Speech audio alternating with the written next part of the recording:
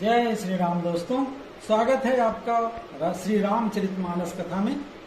हम लोग अभी श्री रामचरित के महात्म की, उनकी महिमा का वर्णन कर रहे थे।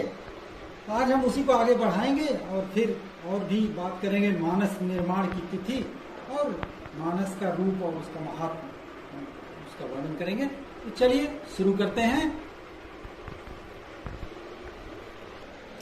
कीनि प्रश्न जहि भांति भवानी, जहि विधि शंकर कहा बखानी। सो सब हेतु कहब मैं गाई, कथा प्रबंध विचित्र बनाई। गोस्वामी तुलसीदास जी कहते हैं कि इस रामचरितमानस में जिस प्रकार श्री पार्वती जी ने शंकर भगवान से प्रश्न किया और जिस प्रकार से शंकर जी ने विस्तार से उसका उत्तर बताया, वह सब कारण और उस विचित्र कथा की रचना में गा करके बताऊंगा।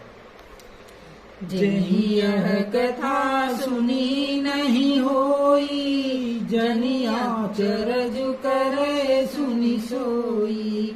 कथा अलौकिक सुनहि ज्ञानी, नहीं आचरज करहि अस जानी। राम कथा के नीति जग नाही, अस प्रतीत तिनके मन माही। नाना भांति राम अवतारा, रामायण सतकोटि अपारा। तुलसीदास जी कहते हैं, जिसने ये कथा पहले नहीं सुनी हो वह ये सुन के आश्चर्य न करे। जो ज्ञानी इस विचित्र कथा को सुनते हैं वे यह जान के आश्चर्य नहीं करते कि संसार में राम कथा की कोई सीमा नहीं है, ये अनंत है। उनके मन में ऐसा विश्वास रहता है। नाना प्रकार से श्री रामचंद्र जी के गुणों का वर्णन करते हैं। उनके कई तरह के अवतार हुए हैं और इसीलिए 100 करोड़ तथा अपार, उससे भी ज्यादा रामायण है। कल्प भेद हरि चरित सुहाए, भांति अनेक मुनि सन गाए। करियन संशय असुर आनी, सुनिय कथा सादर रति मानी। कल्प भेद के अनुसार श्री हरि के सुंदर चरित्रों को मुनीश्वरों ने अनेकों प्रकार से गाया है। हृदय में ऐसा विचार कर संदेह मत कीजिए और आदर सहित प्रेम से इस रामचरित कथा को सुनिए। राम अनंत अनंत गुण अति अमित कथा विस्तार, सुनिया चरजुन मानी है, जिनके विमल विचार। श्री रामचंद्र जी तो अनंत हैं और उनके गुण भी अनंत हैं और उनकी कथाओं का विस्तार भी असीम है, अपार है। अतएव जिनके विचार निर्मल हैं वे इस कथा को सुन के आश्चर्य नहीं मानेंगे। यही विधि सब संशय करी दूरी, सिर धरि गुरु पद पंकज धूरी। पुनि सब ही बिनमऊ कर जोरी, करत कथा जहि लागन खोरी। इस प्रकार सभी संदेहों को, शंकाओं को दूर करके और श्री गुरु जी के चरण कमलों के रज को सिर पे धारण करके और पुनः हाथ जोड़कर सबकी विनती करता हूँ, जिससे इस कथा की रचना में किसी को कोई दोष न दिखाई दे। सादर सिमहि नाई अब माथा, बरनऊं बिसद राम गुण गाथा। संबद 1631, करऊं कथा हरि पद धरि सीसा।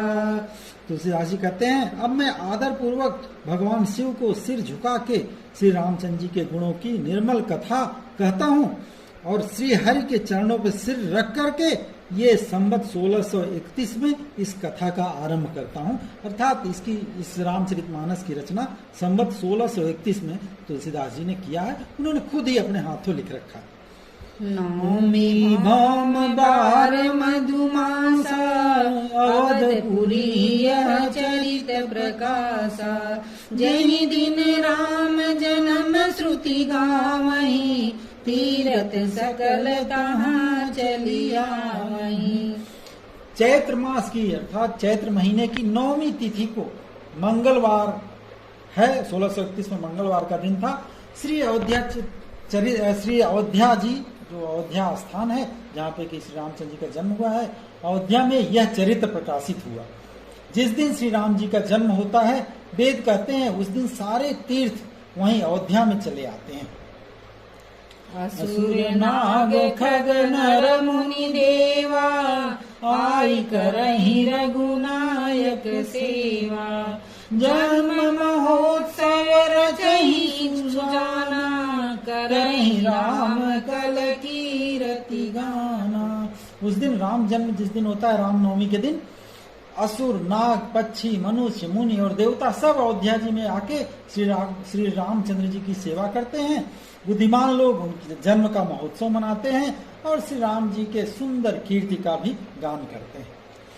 मज्जहि सज्जन वृंद बहु, पावन सरजूनी। जपहि राम धरि ध्यान उर, सुंदर श्याम शरीर। गोस्वामी जी कहते हैं कि श्री राम जन्मदिन जो रामनवमी है, उस दिन सज्जनों के बहुत बड़े बड़े समूह सरयू जी में के पवित्र जल में स्नान करते हैं। हृदय में सुंदर श्याम शरीर श्री भगवान राम का ध्यान करके उनके नाम का जाप करते हैं। दरस परस मज्जन अरूपाना, हरई पाप कह वेद पुराना। नदी पुनीत अमित महिमायति, कहि न सकई शारदा विमल मति। वेद पुराण कहते हैं कि श्री सरयू जी का दर्शन, स्पर्श, स्नान और जलपान पापों को हर लेता है। यह नदी बहुत ही पवित्र है, इसकी महिमा अनंत है और जिसे कि विमल बुद्धि वाले सरस्वती जी भी वर्णन नहीं कर सकती। राम धाम दापुरी सुहावनी, लोक समस्त विदित अति पावन। चारिखानि जग जीवय पारा, अवध तजे तनु नहीं संसारा। यह अयोध्यापुरी नगरी श्री रामचंद्र जी के परम धाम को देने वाली है, सब लोकों में प्रसिद्ध है और अत्यंत पवित्र है। संसार में जो 4 तरह के प्राणी हैं, अंडज, स्वेदज, उद्भिज और जरायुज, इन सभी जो जीव हैं, अगर वो अयोध्या में शरीर छोड़ते हैं, अयोध्या में उनकी मृत्यु होती है, तो वो फिर संसार में नहीं आते, अर्थात उनको मोक्ष प्राप्त हो जाता है। सब विधि पुरी मनोहर जानी, सकल सिद्धि तद मंगल खानी। विमल कथा कर कीन आरंभा, सुनत न साई काम मददंबा। गोस्वामी जी कहते हैं इस अयोध्यापुरी को सब प्रकार से मनोहर, सब सिद्धियों को देने वाली और कल्याण की खान समझकर मैं इस निर्मल कथा का आरंभ करता हूँ, जिसके सुनने से काम, मद और दम्भ तीनों ही नष्ट हो जाते हैं। रामचरित मानस यही नामा, सुनत श्रवण पाए विश्रामा। मन करि विषय अनल बन जरई, होई सुखी जाऊं यही सर परई। इस कथा का, राम कथा का नाम श्री रामचरितमानस है, जिसके कानों से सुनते ही शांति मिलती है। मन रूपी हाथी विषय रूपी दावानल में जल रहा है, वह यदि रामचरितमानस रूपी सरोवर में आ पड़े तो सुखी हो जाएगा। रामचरित मानस पुनि पावन, विरचऊ शंभु सुहावन पावन। त्रिविध दोष दुख दारिद्र दावन, कलि कुचालि कुलि कलुष न सावन। यह रामचरितमानस मुनियों का प्रिय है। इस सुहावने और पवित्र मानस की शिवजी ने रचना की है। यह तीनों प्रकार के दोषों, दुखों और दरिद्रता को तथा कलयुग के कुचालों तथा सब पापों का नाश करने वाला है। रचि महेश निज मानस राखा, पाई सुसमौ सिंहासन भाषा। ताते रामचरित मानस वर, धरऊ नाम ही हेरि हर सिहर। श्री महादेव शंकर जी ने इसको रचकर अपने मन में रखा था और अवसर पा करके, सुंदर अवसर पा करके पार्वती जी से कहा था, और इसी से शिव जी ने इसको अपने हृदय में देखकर और प्रसन्न होकर इस सुंदर रामचरित मानस ये ऐसा नाम रखा। कहूँ कथा सोई सुखद सुहाई, सादर सुनहु सुजन मन लाई। मैं उस सुख देने वाली सुहावनी राम कथा को कहता हूँ, हे सज्जनों आदर पूर्वक मन लगाकर इसे सुनिए। जस मानस जही विधि भयऊ, जग प्रचार जही है। अब सोई कहूँ प्रसंग सब, सुनी उमा के। यह रामचरितमानस जैसा है, जिस प्रकार बना है और जिस कारण से जगत में इसका प्रचार हुआ, अब वही सब कथा मैं श्री उमा महेश्वर का स्मरण करके कहता हूँ। ये रामचरितमानस की कथा कैसे कही गई है और कौन कौन कहा है, किसको बताया है, तो सारा प्रसंग गोस्वामी जी बता रहे हैं, बताने जा रहे हैं। तो हम आज के लिए इतना ही। अगले भाग में देखेंगे कि जो गोस्वामी जी ने जो वर्णन किया है क्या किया है। तब तक के लिए प्रेम से बोलिए सियावर रामचंद्र की जय, पवन सुत हनुमान की जय, उमापति महादेव की जय, राधावर कृष्ण चंद्र की जय।